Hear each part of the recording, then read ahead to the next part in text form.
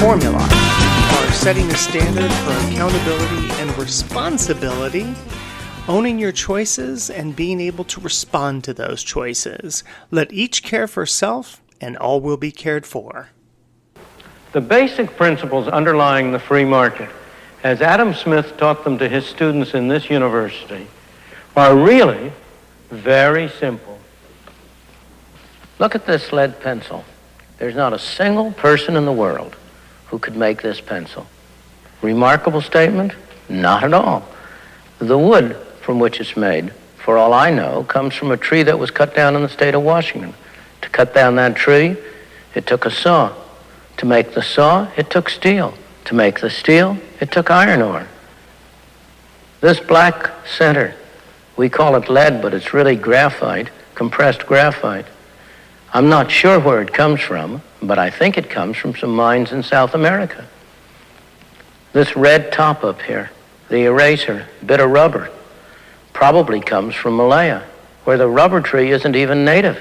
It was imported from South America by some businessmen with the help of the British government. This brass ferrule, I haven't the slightest idea where it came from, or the yellow paint, or the paint that made the black lines, or the glue that holds it together. Literally thousands of people cooperated to make this pencil. People who don't speak the same language, who practice different religions, who might hate one another if they ever met. When you go down to the store and buy this pencil, you are in effect trading a few minutes of your time for a few seconds of the time of all those thousands of people. What brought them together and induced them to cooperate to make this pencil? There was no commissar sending out orders from some central office.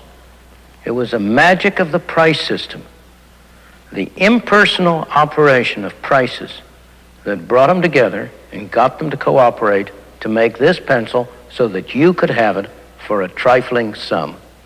That is why the operation of the free market is so essential, not only to promote productive efficiency, but even more, to foster harmony and peace among the peoples of the world. So there is no doubt that Milton Friedman is one of my favorite people, along with Thomas Sowell and a couple of others that I've had on this podcast in the past. One of the things that I like about that clip and the story that he tells is that it talks about each step of self-interest of the individuals that made the pencil. So I've had that statement before where I've said the string to the rope to the bell to the cow, that gives you the understanding of from whence something comes, so that we're understanding what self-interest is. Self-interest is the motivation. It is the reason for what it is that you do what you do, that you say what you say, that you do what you do, the words that come out of your mouth, the actions that you take.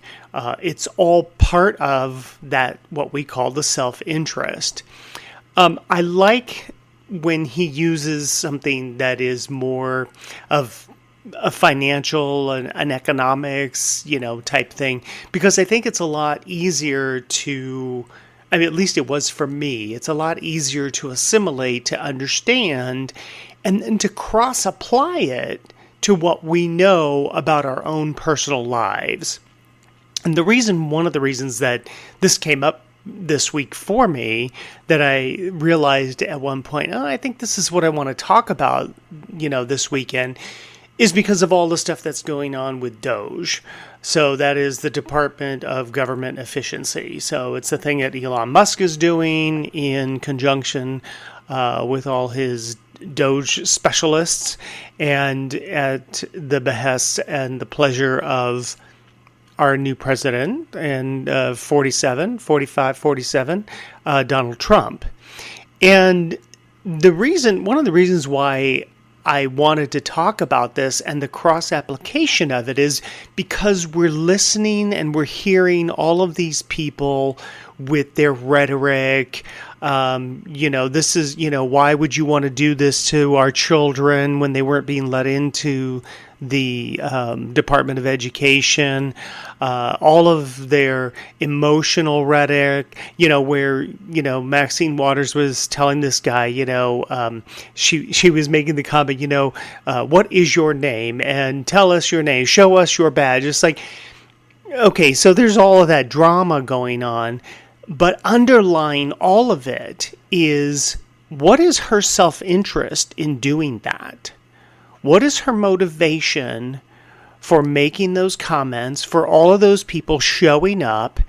It's a question I would love for people to ask when they're in front of them, when they're there. It's like, what is your motivation for doing this? And let them say it. And once they say it, then ask them, well, what's your motivation for that? And when they say the next time, well, what's your motivation for that?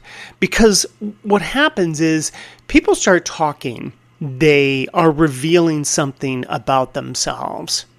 Everything communicates. You've probably heard that before. I'm sure you've heard it here on this podcast. Everything communicates.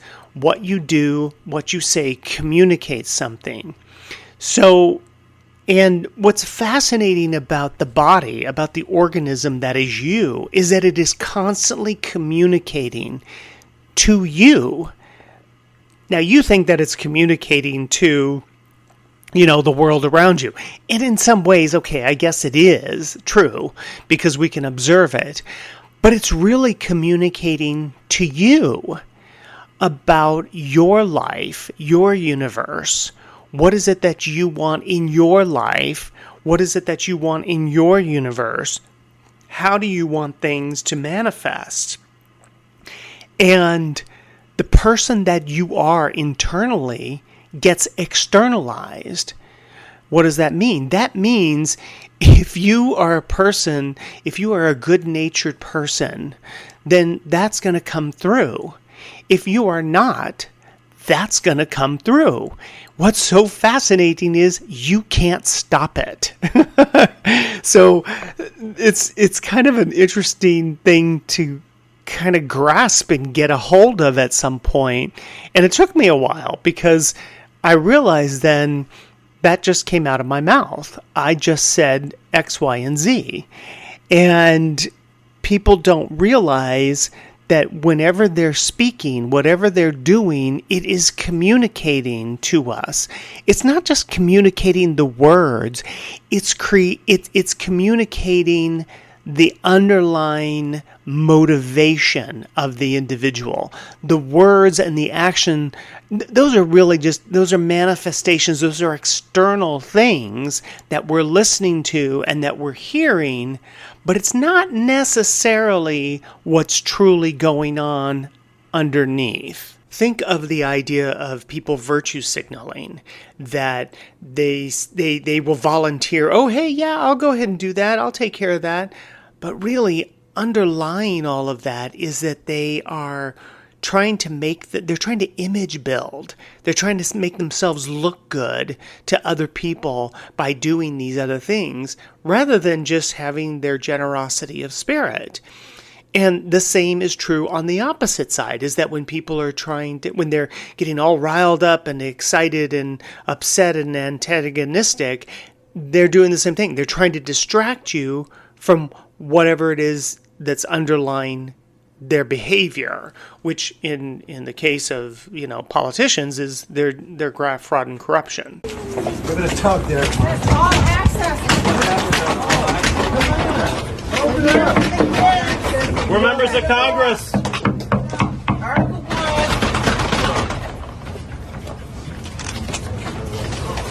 Thank you. We're members of Congress. We're members of Congress. We're coming in. Don't lock the door. We're coming in. Who are you? You're not coming in. Who are you? Who are you? Who are you? Who are you? Who are you, sir? Do you have business here? Yes. I have sent the assistant secretary a Them in letter. the eye. Come on, hold your face up. Look at him. Let him see you. This is him. Look at it. What's your name? Tell us your name. Give me that ID again. Giving you the ID. I showed it to you. So what? I showed you the ID. You do what? I showed you the ID. Could you let me see the ID again? Huh? No. No? Will someone else ask him for the ID? Will you ask him for it? He won't let me see it again. You didn't see it. You didn't see it. Let me up-level this for a second, okay? So we knew the U.S. government runs a $2 trillion deficit every year. We're in debt almost $40 trillion. And we also knew that anytime anyone tries to cut anything in Washington, the whole city screams bloody murder, okay? So the question is just why? Well, now we know. The money is all going to them. It's like round-tripping to them. New York Times, getting paid. Politico, getting paid. Bill Kristol, perennial warmonger, getting paid. Ukraine, getting paid. But surely, we have to look at it from a different point of view. We have to say that people who are in the political arena are also people. They are also trying to do what's best for themselves. The politicians are in business. They are trying to maximize the number of votes they get, or maybe not the number of votes, but they're trying to act in such a way as to get enough votes to get elected. The bureaucrats, I don't mean that in any invidious way. I'll come and become more invidious about them later, but at the moment I don't want to start that way. You or I as a bureaucrat, if we're in that position, we're going to pursue our own interests. So in that moment, you're hearing Milton Friedman talk about politicians and that they are endeavoring their own self-interest. And that is exactly what's going on with Doge and Elon and everything that's going on. And these people on the Democrat side that are freaking out and they're doing these rallies and they're trying to do what? They're saying all these things and they want to gaslight people emotionally, but what they're trying to do is they're trying to not just influence, they're trying to control. They're trying to shut things down. They don't want an accounting. Why don't you want an accounting? What is it that makes it so that you don't want an accounting of these things? So that scene that you saw in the beginning was these members of Congress deciding they're going to storm the doors of, the Department of Education, which is all grandstanding, right? Because you can tell that they don't really have any interest in being open and transparent about where USAID money's going, the way the Department of Education is being run, the dollars being spent. They don't care about being transparent about that, right? Because somebody that is responsible and accountable would say, absolutely, my gosh, by all means, let's open up the books, let's see it all, let's see if you can find something more efficient that we could be doing. No, but instead what they're doing is it's all the hyperbole, it's all the emotion, it's all the distraction from the graft, fraud, and corruption, basically. If I can distract you from really what's going on by gaslighting you emotionally, then you'll start responding to all of the emotion and you'll completely forget about the fact that I'm stealing money from the American people. If my self-interest and my motivation is to keep receiving all of this money under the table, or however they do it, then I'm going to do whatever I can to distract you or shut it down. So if you don't comply, then what will happen? Then it will escalate. And when the emotions escalate, then people start making demands. And if you don't give in to the demand, what happens? Eventually, as you saw in the clip, they're going to act like they're the victim of something. So it's this dance of trying to be a victim, trying to be a bully, and then dancing between being a bully and being the victim. The whole thing is all about the distraction from what's really going on, which is they don't want to be exposed. And the closer it gets to being exposed, the more hysteria that people are going to do. So then they'll start making accusations against you. They'll start saying that it's illegal what you're doing. You have no right to do this. You have no power here, all that kind of stuff that they were saying to the guy that was the security guard. But all of it is really about getting down to the graft, fraud, and corruption and to keep it going. Well, the only way I'm going to do that is if I shut you down. So I'm going to accuse you. I'm going to bounce between being a bully and being a victim. And I'm going to gaslight you. And I'm hoping that there's enough cameras on me, then that it'll go viral. And then people will be outraged. And it's all about the self-interest of those people and whatever it is that they're doing. And in this case, the self-interest of them continuing their corruption, where, something gets funded and then they get a kickback from it. Because that's what's been basically unmasked here and exposed. But everybody is going to pursue his own interest. As a great friend of mine, an economist at UCLA, Army Alchin, always says, there's one thing you can depend on everybody else to do. You can absolutely depend on them. You can always depend on them to put his interest ahead of yours. And what a great way to wrap up this podcast on self-interest. I'm going to do this several weekends in a row. I'm going to grab stuff during the week and show you more clips. I don't want to just talk about politicians and all their corruption and all the rest of that, but I do want to bring out other clips of things and, in a way, kind of expose other people's image building and the games that they play with the language that they use. It'll be fun to explore what we're hearing and what we're seeing and how people, do this image building, how they bounce from these roles of being a bully and being a victim and trying to manipulate people. And when you can cross-apply, these principles to your own life of looking at what is my self-interest and motivation for everything that I do, and what do I observe about other people, then and even ask yourself, you have things that you're motivated to do. Do you turn around and start making conscious choices of trying to manipulate people so that it satisfies the self-interest in you?